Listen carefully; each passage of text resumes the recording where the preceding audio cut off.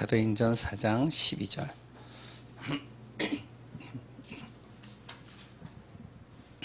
우리 한 절만 같이 합독해서 보겠습니다. 다른 이로서는 구원을 받을 수 없나니 천하 사람 중에 구원을 얻을 만한 다른 이름을 우리에게 주신 일이 없음이니라.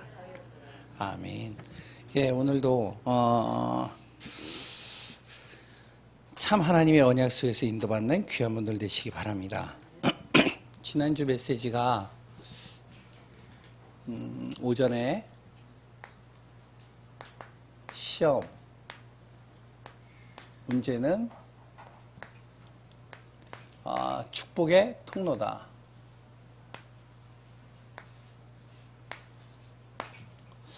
이런 제목으로 이제 말씀을 같이 나눴죠.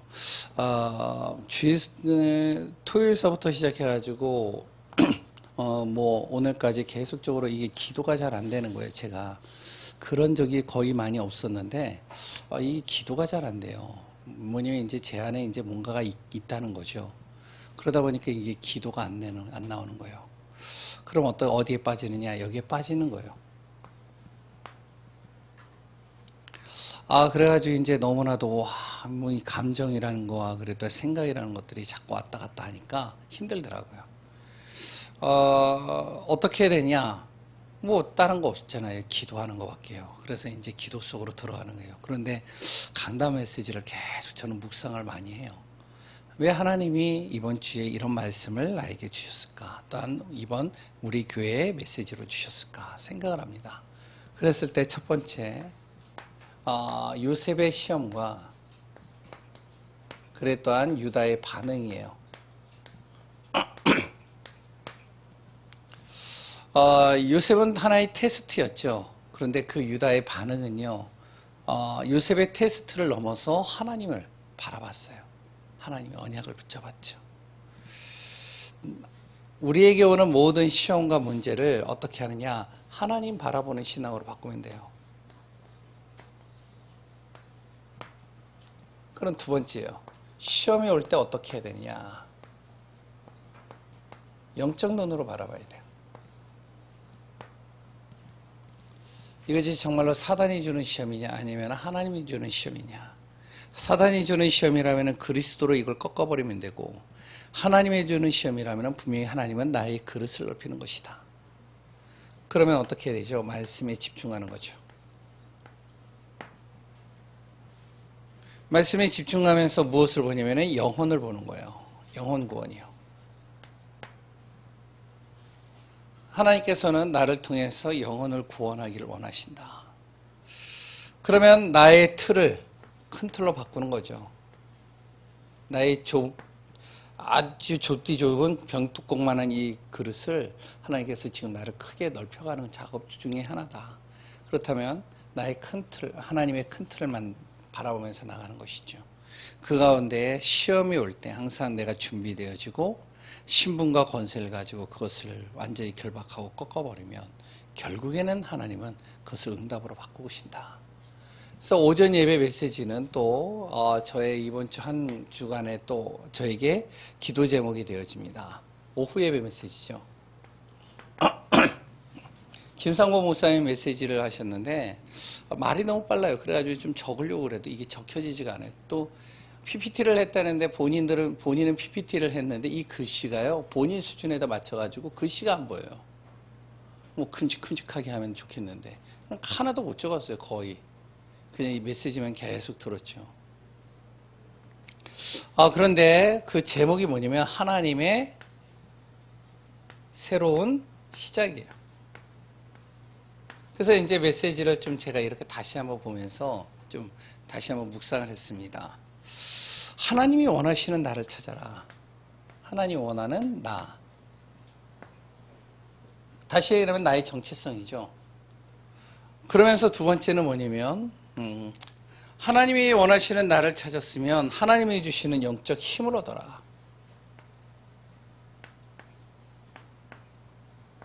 그러면서 세 번째는 하나님이 주신 사명을 감당해라. 사명 감당이죠. 하나님이 준비하신 사명이죠. 그래서 올바른 시작을 하기 위해서 기도팀을 만들고, 그래 또한 24시 138 그리고 14, 24, 25 그리고 또한 영혼 그리고 또한 237의 언약을 붙잡고 정말로 하나님의 언약 속에서 1일 3작하며 진정으로 제자 삼는 사역 속으로 들어가자. 이거는 이제 김성문 목사님이 하나님의 언약 속에서 받은 기도 제목이죠. 그럼 그걸 가지고서 기도해 달라는 것이죠. 마찬가지로 우리 자신도 이런 응답을 받아야 되겠죠. 하나님의 새로운 시간표 속에, 시작 속에 하나님께서 만드신 나의 정체성이 어떠한 존재냐. 그러면 분명히 내가 이 땅에서 살아갈 때 가장 중요한 것은 사단이 나의 정체성을 자꾸 속이고 나를 넘어뜨릴 텐데 영적 힘을 얻어야 된다. 그래서 하나님이 나에게 주신 준비하신 사명을 감당할 수 있는 비밀을 찾아 누리는 삶이 되어지는 것이죠. 그 응답 속에서 또한 우리 귀한 분들이 말씀 속에 또 기도 제목으로 인도받으시기 바랍니다. 핵심입니다. 류 목사님이 이제 오세아니아 바누아투에 가셔서 이번에 그 누구죠? 예?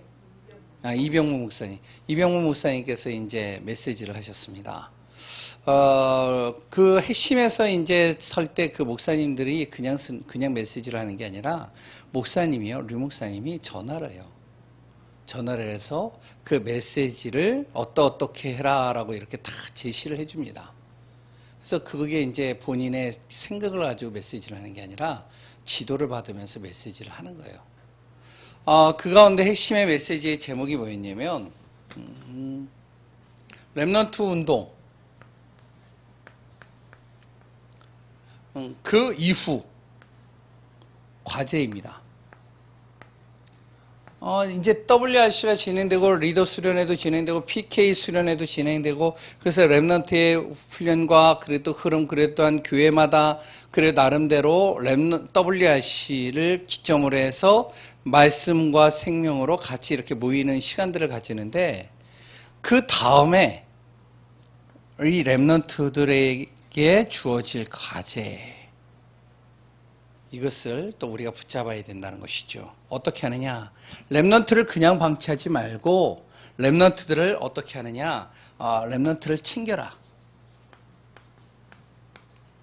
그리고 두 번째는 중직자분들은 렘넌트를 위해서 기도해라. 1일 3작 정도로. 그러니까 하루에 3번 할 정도로 렘넌트를 놓고 기도하라는 거예요. 그리고 세 번째는요. 그리고 렘넌트를 찾아가라. 찾아가서 답을 주고 또 방향을 주고 그들에게 힘을 주고요. 이번에 여름성경 캠프를 진행을 하는데 중구 수련회는 제가 안 가봤으니까 잘 모르겠고 여름성경 캠프를 진행을 하는데요. 이제 아이들하고 이렇게 쭉 해서 어울렸어요. 제가 뭐 이제 그러고 나서 이제 마지막 토요일 날은 또 이제 같이 이제 얘네들 데리고 이제 돌아다녔단 말이에요. 그랬더니 되게 좋아요. 난 그렇게 웃는 거 처음 봤어요. 은호의 얼굴에 그렇게 웃는 거를요, 제가 지금까지 본 거는 옛날에 모르겠는데 처음 봤어요. 이제 월요일 날은 이제 그 어디죠? 오션월드 워터파크에 데려갔는데 저렴하게 나온 게 있어가지고 이제 거의 뭐 한 3분의 1 값으로 이렇게 갔거든요. 근데 이제 갔는데 아이들이 어떠냐면은 나는 그렇게 즐겁게 노는 걸 처음 봤어요. 신나가지고요. 그런데 중요한 거는 제가 이야기하면요. 탁탁탁탁 움직여요. 시간도 정확하게 지키고. 난 그렇게 시간 잘 지키는지 처음 알았어요. 그러면서 이제 이번 핵심을 좀 생각해 봤어요. 렘넌트 챙겨라. 기도해라. 처음으로 찾아가서 힘을 주고 답을 줘라. 왜? 렘넌트가 미래다. 그들을 제자화시켜라. 우리가요, 렘넌트 살리는 운동을 해야 되겠죠. 렘넌트가 죽어버리면 미래가 없어요. 그래서 중고도 그렇고 주일학교도. 그래서 이제 우리 렘넌트들 지금 제가 보니까 우리 교회 렘넌트 주일학교가 초등학교만 지금 몇 명이냐면 한 7명이에요. 중고는 지금 5명이에요. 그래서 조금 기도해야 되겠다 이거. 그래서 정말 우리가 렘넌트 활성화시켜야겠다. 이런 기도 제목을 또 붙잡게 되어집니다. 우리가 오후전 오후 메시지, 그리고 또한 핵심 메시지를 또 다시 한번 말씀 속에서 인도받는 시간 되시기 바랍니다. 계속적으로 수요일 날 메시지는 다락방 기초에 대해서 지금 계속 메시지를 같이 나누고 있어요. 다락방 훈련을 많이 받으신 분들이 거의 다겠죠. 그러면서 또한 이제 말씀을 듣다 보면 뭐 다 아는 건데라고 생각할 수 있습니다. 그러나 우리가 점검을 해야 돼요. 자꾸 나를 점검하고 기초를 기본을 또 다시 한번 다지고 해야지 그것이 내 것이 됩니다. 다락방 운동은 간단하게 얘기하면 현장이에요. 다시 얘기하면 현장이 없으면 다락방 운동이 이해가 안 돼요. 그냥 하나의 은혜 받는 수준밖에 안 됩니다. 그리고 또 류 목사님 메시지가 했던 말 또 하고 하는 것 같네? 이렇게 생각돼요. 근데 다락방 운동은요, 현장이 딱 있으면 메시지가 날마다 새롭습니다. 여기서 현장이라는 거는 내가 전도할 수 있는 현장, 내가 정말로 말씀 운동할 수 있는 현장, 아니면 말씀 운동 속에 있는 그 현장에 내가 있는 사람. 그러면요, 메시지가 달라져요. 다락방 운동은요, 방법이 아닙니다. 자꾸 방법을 찾는데 방법이 아니에요. 이걸 계속 얘기하는 거예요. 방법이 아닙니다. 옛날서부터 계속적으로 무슨 방법을 자꾸 얘기를 하는데 방법이 아니에요. 옛날에 당세복에서 나왔던 내용이 뭐였냐면, 메시지를 받으면 요번에 메시지, 이제 루디아에 대한, 라합에 대한 메시지가 나오면 요번에 빨간 줄, 그걸 딱 잡고 우리 전도하자. 그럼 빨간 옷만 입은 사람들, 이게 가서 전도한다. 이렇게 이제 얘기를 해요. 왜냐하면 하도 전도를 안 하니까 그럴 수 있겠죠. 그러니까 뭔가 방법을 만들어서 자꾸만 한단 말이죠. 방법이 아니라는 거예요. 다락방 운동은요, 정확한 복음을 알고 그 복음을 가지고 무엇을 보냐면 현장을 보는 거예요.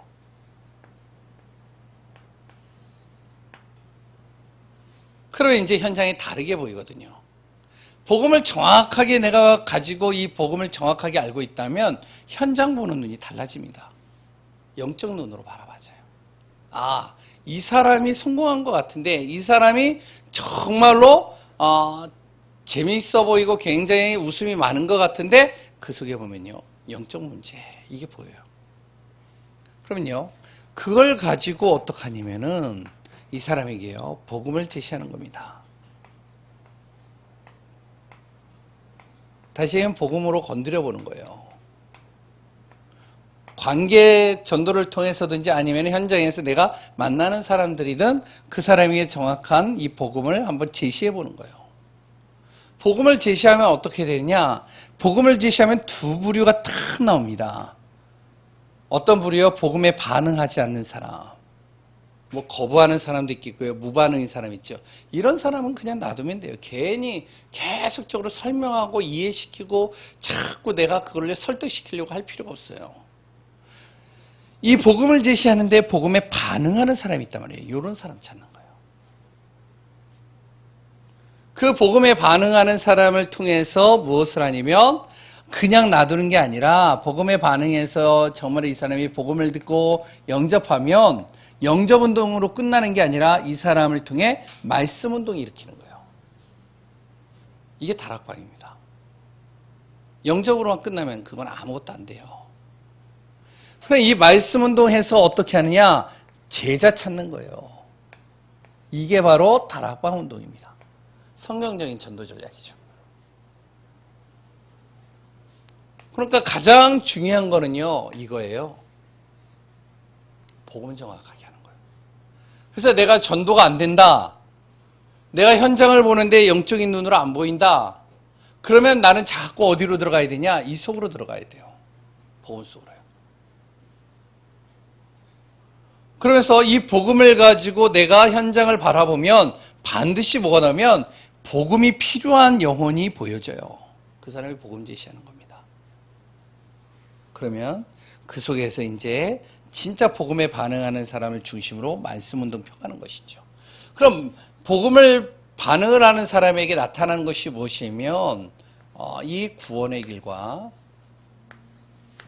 전도할 때 나타나는 부분이 구원의 길과 영접 의미입니다. 이거에 대해서 이제 오늘은 또 같이 말씀을 나누겠습니다. 첫 번째는요, 구원의 길이에요.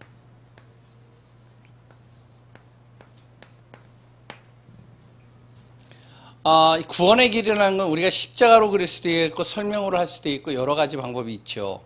그래서 복음 편지를 해보시고 그리고 또한 새생명 새생활과 현장 복음화 메시지를 해보신 분들은 아시겠지만 새생명 새생활에 보면요, 구원의 길에 대해서 첫 번째 만남은 어떻게 되냐면은 설명으로 쭉 이렇게 기록이 되어 있어요. 두 번째 만남은 뭐냐면 십자가 구원의 길을 이렇게 그려서 설명을 해요. 현장 복음화 메시지에도 구원의 길에 대해서 또 설명을 합니다. 여기서도 설명이 쭉 돼요. 그런데 거기에 핵심 포인트가 있어요. 그 핵심 포인트가 뭐냐면 첫 번째, 이 구원의 길은 성경에 대해서 얘기를 하고 있는데 원래 인간이 어떤 존재냐? 원래 인간입니다. 원래 인간은 어떠한 존재냐? 원래 인간은 창세기 2장 7절 흙으로 만든 존재인데 그냥 흙으로 만들어진 것이 아니라 그 코에 하나님이 생기를 불어넣으셔서 생명 있는 영적인 존재가 되어진 존재가 바로 원래 인간의 모습이다. 그 인간에게 주어지는 축복이 있는데 그게 바로 창세기 1장 27절에서 28절입니다. 영적인 복과 육신의 복을 가진 존재. 그게 바로 원래 인간의 모습이다. 근데 두 번째, 그 원래 인간에게요, 문제가 생긴 거예요. 어떤 문제가 생겼냐면 하나님의 약속인 선악을 알게 하는 나무의 열매를 먹어버리는 그 사건이 문제가 발생하게 된 겁니다. 그로 인해서 무엇이요? 로마서 3장 23절 하나님께 죄를 짓게 된 거예요. 하나님이 약속을 완전히 무시하고 그 약속의 말씀을 깨트려 버린 것이죠. 그 결과 어떻게 되어졌을까요? 창세기 3장 1절에서 6절 하나님 떠나게 된 겁니다.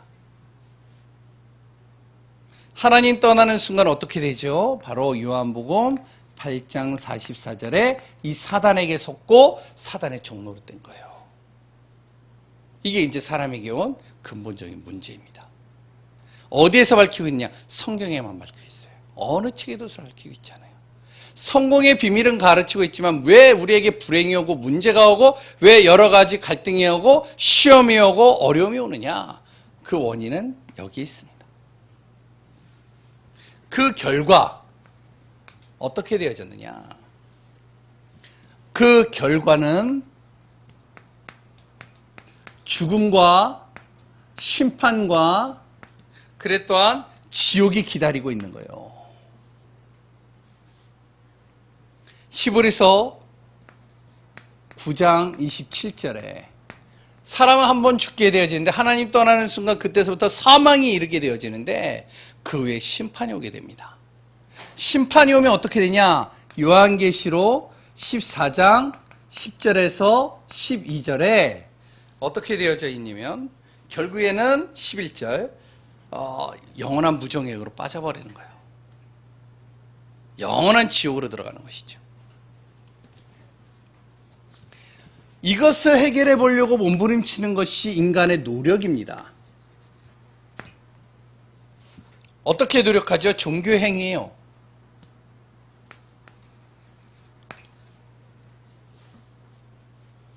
그리고 또한 무엇이죠? 바로 사람의 선한 행위입니다. 그리고 또한 세상의 지식을 가지고 해결해 보려고 하는 거예요. 이 문제를요. 해결이 안 돼요. 그래서 하나님께서 이것을 해결할 수 있는 해결책을 주셨죠.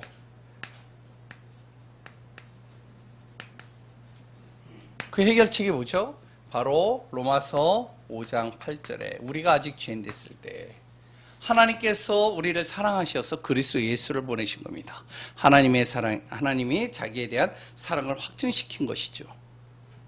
요한복음 13장 16절에 뭐라고 그랬냐면 바로 하나님께서 세상을 이처럼 사랑하사 우리를 멸망치 않게 하기 위해서 독생자 예수 그리스도를 보내셨다라고 그래요.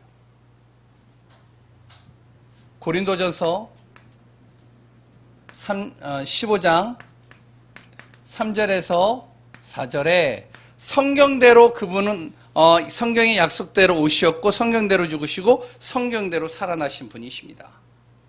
그분은 요한일서 3장 8절에 마귀를 멸하기 위해서 왔고 요한복음 14장 6절에 하나님 만나는 길을 열기 위해서 오셨고 그리고 또 로마서 8장 2절에 우리의 죄와 사망의 법에서 자유케 하기 위해서 이 땅에 오셨다고 합니다.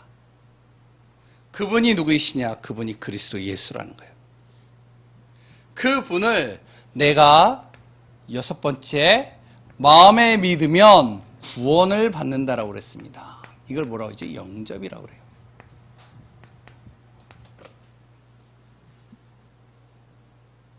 바로 요한복음 1장 12절 영접하는 자, 곧 그 이름을 믿는 자들에게 하나님의 자녀가 되는 권세를 주셨는데 사람이 마음으로 믿고 입으로 시인하여 구원에 이르는데 로마서 10장 9절에서 10절이요. 바로 요한계시록 3장 20절 볼지어다 내가 문 밖에 서서 두드리노니 누구든지 마음의 문을 열고 문을 열면 내가 그에게로 들어가 그와 더불어 먹고 그는 나로 더불어 먹으리라. 그러면 어떻게 했냐? 내가 지금 내일 일을 내가 자랑하지 마라. 지금 어떤 일이 일어날지 모른다. 지금 이 시간 예수 그리스도를 내 마음에 초청하여 영접하면 구원받는 하나님의 자녀가 된다는 것이죠. 그러면 이것이 이제 구원의 길이죠.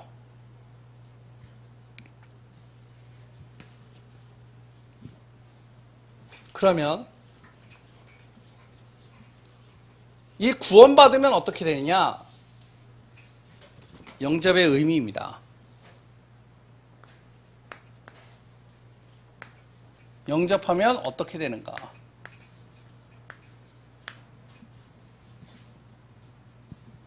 영접을 하면요, 첫 번째 성령이 내 안에 내주하셔요. 성령 내주입니다. 원래 인간이 잃어버린 축복을 다시 회복한다는 거예요. 원래 인간이 잃어버린 게 뭐죠? 바로 생명 있는 영적인 존재이고 영적인 복과 육신의 복을 가진 존재예요. 이걸 회복한다는 겁니다. 그리고 두 번째는요, 영접을 하게 되면 창조의 능력이 생겨요. 그리고요, 생명이 회복되는 겁니다.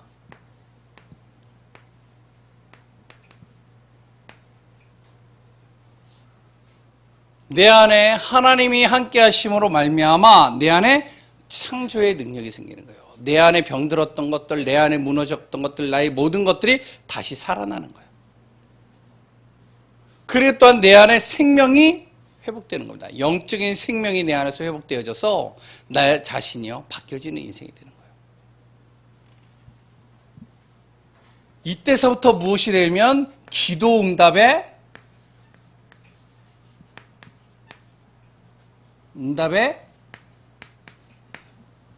법적 조건이 갖춰지는 거예요. 영접이 되면. 영접하지 않은 자가 기도하면 어떻게 되냐? 하나님이 그 기도는 관심도 없습니다.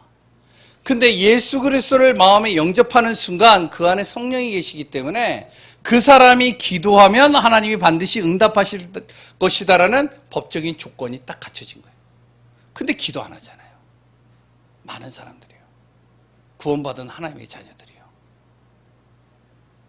자꾸 문제가 오거나 여러 가지 일들이 오면은 기도하기보다는 내 생각으로 하잖아요. 그러니까 안 되는 거예요. 아까도 이제 어떤 자매하고 이제 말씀 이제 이렇게 나누는데, 그런 이야기를 해봤어요. 지금 이 땅에, 불신자가 성공을 많이 합니까? 신자가 성공을 많이 합니까? 불신자요, 그러더라고요. 불신자가 잘 삽니까? 신자가 잘 삽니까? 불신자가요.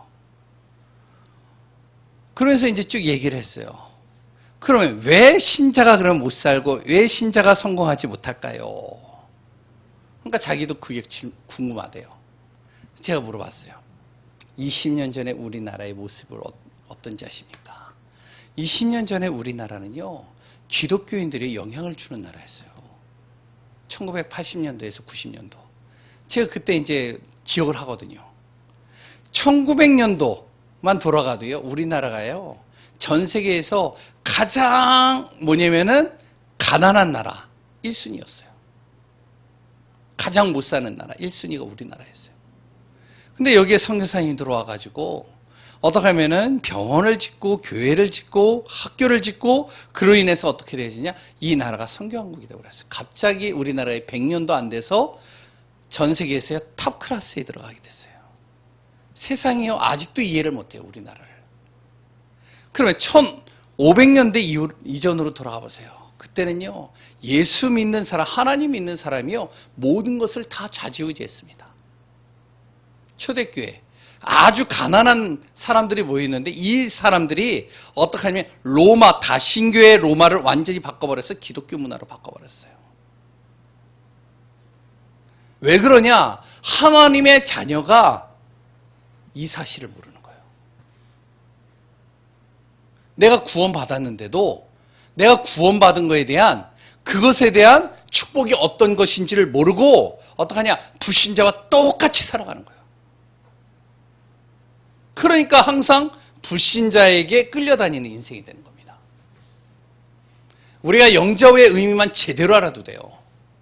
뭐죠? 성령이 내 안에 내주하신다는 거예요. 하나님이 나를 어떻게 하냐? 창조의 능력으로 나를 바꿔버리신다는 거예요. 그래서 렘넌트들에게도 제가 항상 하는 말이 뭐냐면, 너희들이 천재냐 둔재냐, 너희들이 천재냐 바보냐. 그래서 저는 천재도 아니고 바보도 아닙니다. 그럼 너 뭐냐?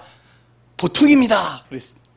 그래야지 제가 뭐라, 너희들은 천재적인 머리를 가지고 있다. 왜? 너희들이 원래 그래서가 아니라 하나님이 그렇게 만들었어. 너가 구원받는 순간 창조의 능력, 생명이 회복되고 그 사람은 기도하면 반드시 하나님이 응답하실 것이다라는 법적인 조건을 갖춘 존재가 되는 것이죠. 영접을 할 때 어떻게 되냐? 이것은 내가 하나님의 자녀가 됐다라는 고백과 선포하는 겁니다. 누구에게요? 사단에게요. 사람에게 선포해봐야 소용이 없는 거예요. 사단에게 이게 선포가 된다니까요. 그러니까 너 절대 나 건드리지 마. 너가 나를 이길 수 없어. 그리고 어떻게 했냐? 영접을 하면요, 사단과 영원한 결별입니다. 사단이요, 속일 수는 있어요. 그러나 하나님의 자녀를 멸망시킬 수는 없어요. 꼭 기억해야 돼요. 내가 속을 수는 있어요. 그런데 그 속는 것도 잠깐입니다. 결국에 어떻게 했냐? 결국에는 승리예요. 6번째, 창세기 3장 문제에서 영혼이 어떻게 되면은 해방되는 겁니다. 창세기 3장 문제가 뭐죠? 이 문제잖아요. 모든 사람이 죄를 지어서 하나님의 영광에 이르지 못하고 하나님 떠나 사단에게 정말로 속아가지고 운명 사주팔자에 묶이는 죄의 종로로 떼어지는 존재가 되잖아요. 여기에서 내가 해방됐다는 거예요. 영접되어졌다는 거예요. 그리고 내가 예수 그리스도를 영접했다는 건 하나님의 관심이 이제 나에게 있다는 거예요. 구원받은 사람에게. 내가 하나님께 관심 가지려고 노력해서 되는 것이 아니라 하나님이 내가 구원받는 순간 하나님이 나에게 모든 관심이 다 있는 거예요. 내가 만약에 사망의 음침한 골짜기를 갈 때 하나님이 그 관심을 가지고 그 사망의 음침한 골짜기에서 나를 건져내 주시는 겁니다. 사단이 볼 때는요, 두려움의 대상이 되는 거예요. 내 자신이 하나님의 자녀가 되는 순간 이 사단이요, 두려워하는 겁니다. 우리를요, 콕콕 찌를 수는 있지만 우리를 이길 수는 없어요. 그리고요, 9번째, 나는 하나님의 성전입니다.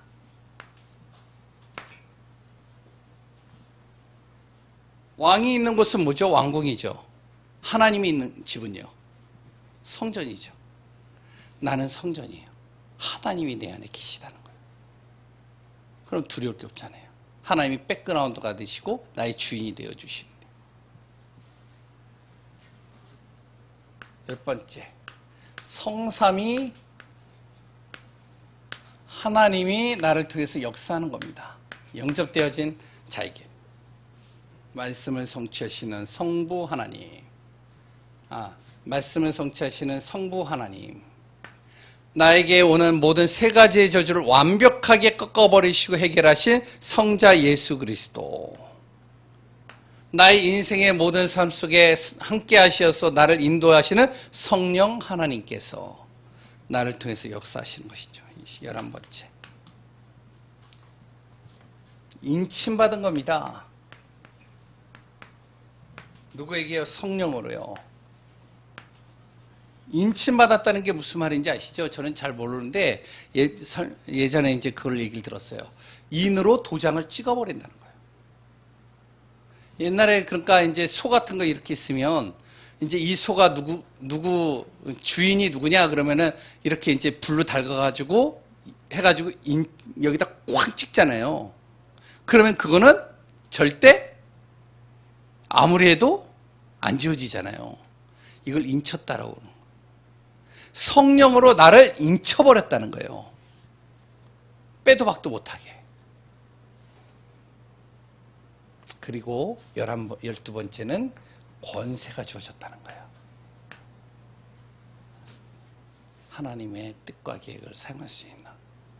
이것이 내가 구원받는 순간, 영접한 순간 나에게 주어지는 축복입니다.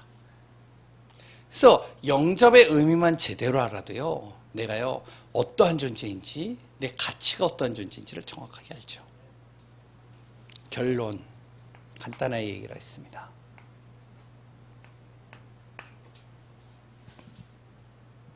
우리가 주의사항이 있어요. 주의사항.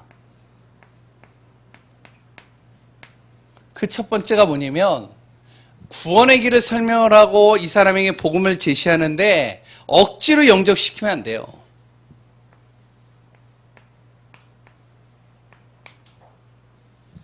복음을 전달했는데 이 사람이 잘 모르겠는데요. 그래, 일단 따라서 기도해봐. 그래서 나 따라서 기도해. 그래서 딱 손잡고요. 영접 기도 무조건 시키는 거예요. 물론 영접 기도 그냥 무조건 시키면 되죠. 그런데 중요한 건 억지로 시키지 마세요. 하나님의 시간표가 있는 거예요. 두 번째, 상대와 상관없이 나 혼자 막 전하고요, 영접 기도하도록 하지 마세요. 이 사람에게 어느 정도 이게요, 이해가 되어져야 되는데 이해도 안 되어져 있는데 무조건 나 혼자 막 얘기하는 거예요. 그래서 막 얘기하고선 따라 기도해. 그러고선 딱 기도하고선 영접 기도했다고 딱. 이건 영접 기도가 아니에요. 왜냐? 성경에 분명히 나오잖아요. 사람이 마음으로 믿고 입으로 시인하여 구원에 이르느니라. 이 사람이 마음으로 믿어져야 되잖아요. 그래서 입으로 시인하는 거잖아요.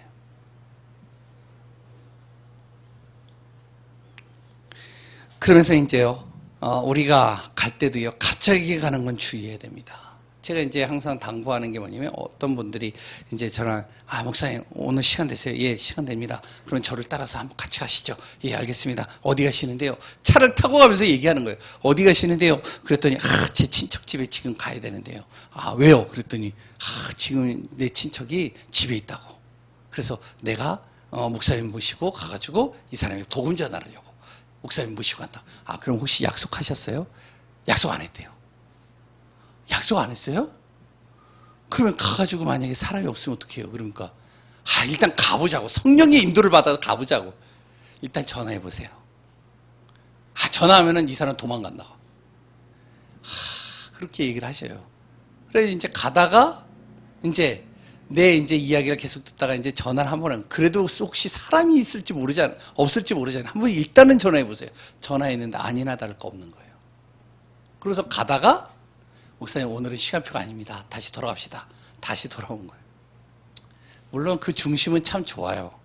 그런데 우리가 갑자기 그렇게 하는 건 별로, 우리가 좀 기도하면서 정말로 하다 보면 하나님께서 진짜 필요한 사람 붙이셔요.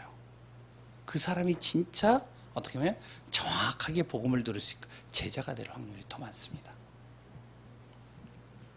그래 정말 영접했다면 어떻게 되면 그러니까 이제 갑자기, 그리고 내 마음 내 의지대로 하지 마시고요.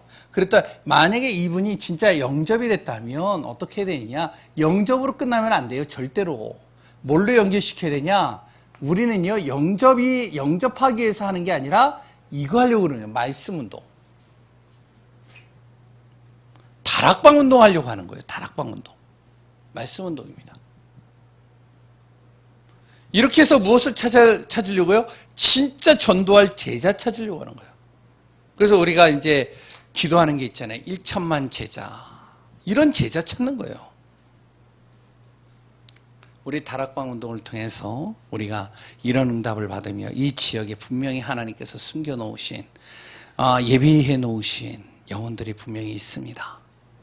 이 영혼들을 살리고, 그래서 정말로 말씀 운동, 생명 운동이 이렇게 하는 예간교회가 되어지기를 소원합니다. 하나님 감사합니다. 하나님의 뜻과 계획이 있어 우리를 인도하시고 다스리시는 주님이심을 고백합니다. 우리가 복음을 전하는 것이 단순히 복음 전하는 것이 아니라 이 복음이 전달되어질 때 흑암이 무너지고 저주가 무너지고 사단의 권세가 무너집니다. 그 안에서 정말로 생명이 살아나는 역사, 영접의 역사, 하나님의 나라 뜻이 이루어지는 역사 일어나게 하여 주옵소서. 참된 구원의 길, 생명의 길로 인도하시는 예수 그리스도의 이름으로 기도합니다.